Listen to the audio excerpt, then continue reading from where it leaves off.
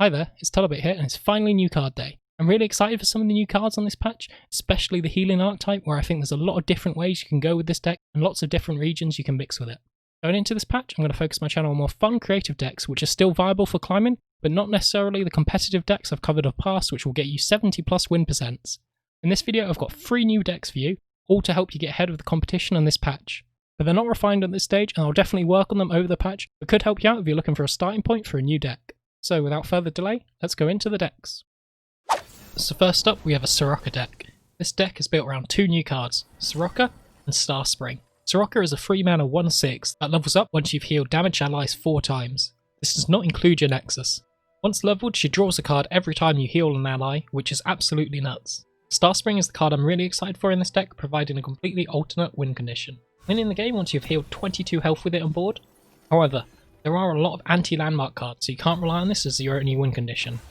When thinking of a region to pair with Soraka, Freylord instantly came to mind. There's really strong potential combos with Ember Maiden and Braum. Ember Maiden damages allies, allowing you to use healing, and can help clear the board against aggressive decks.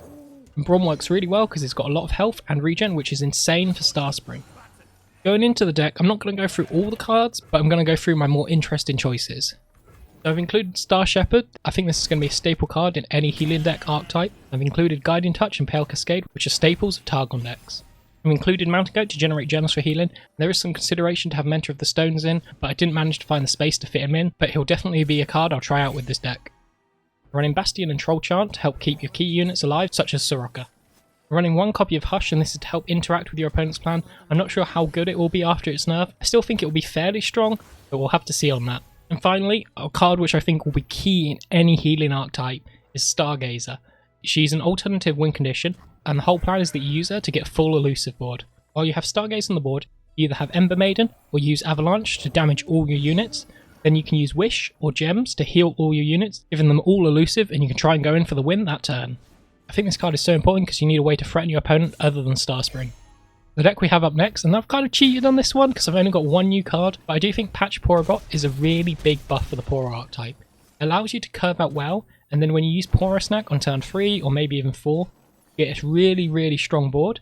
Before, you'd just have to play Poros on turn 2, and that kind of felt really bad. I really think Poros could come out of the meme tier and actually be quite a good deck. Here's the deck list, and I don't think there's anything too unusual in there. I'm just basically running as many Poros as I can, plus Braum, try and get maximum value from Poro Snacks. Main focus of this deck is buffing up your Daring Poros as an elusive win condition, and I also run Von Yip and Iceborne Legacy as other ways to buff Daring Poros. Finally, last up is a deck I think a lot of people are really excited for, which is a Dragon deck. There were some Dragon decks in the previous patch, and I've based this deck off those decks, but I think the Dragon archetype is going to be a lot stronger just because it has a lot more tools, and generally card games just more is better. So the key new card in this deck is obviously the Champion Shyvana. It's a 4-mana 3/4, she gets +1/+1 when she attacks, but it's only for that round, which is actually really weak, but she is strong when leveled because every time she attacks she creates a Strafing Strike, which is basically a 3-mana single combat. So with this deck I'm going for the Mobilize Dragons game plan. This is where you use Mobilize or Herald of Dragons on turn 2 to cheat out your 4-mana dragons on turn 3. So we'll let you get down at Shyvana, and if you're attacking she'll be a 4/5, or White Flame Protector, which is a 4/4. Either way, a 3-mana 4/4, a 3-mana 4/5, you're very happy. In this deck I'm just running all the proven strong dragons from last patch, which are White Flame Protector, Fused Firebrand, Screeching Dragon, and the Infinite Mind Splitter. The other dragon synergy cards I'm running are Egghead Researcher. With a lot of these cheap drops, they're just a chump blocker, but because he creates a dragon in hand, he can give you good value in control matchups as well. And I'm also running Dragon Guard Lookout. I think a rally effect is really strong with this deck, and it can help you finish out games. Finally, the last synergy card I'm running is Dragon's Clutch, just for some extra draw, but it does have that versatility that it can be used as a combat trick, although you'd want at least 3 dragons on board to get decent value out of this. On to probably the most interesting choice I've gone for, which is Diana, and I've included her to help control the board early against aggressive decks. Proved very effective at this in Lee Sin decks in recent weeks, fills a similar role here. Fiora would also be another good choice for this slot, and I'll definitely experiment with both. For a combat trick, I run Pale Cascade. There was consideration for the new Demacia card Sharp Sight, but I think the draw from Pale is better than the +1 health from Sharp Sight, and I don't really think giving a card elusive blocking is that important, unless we end up in elusive meta, and I find that really unlikely going into this patch. So that's all the decks I've got for this video. Let me know the one which interested you most in the comments below. Over the next few weeks I'm planning to do more in-depth guides on these decks and others as they evolve, so hit that subscribe button so you don't miss out on those videos.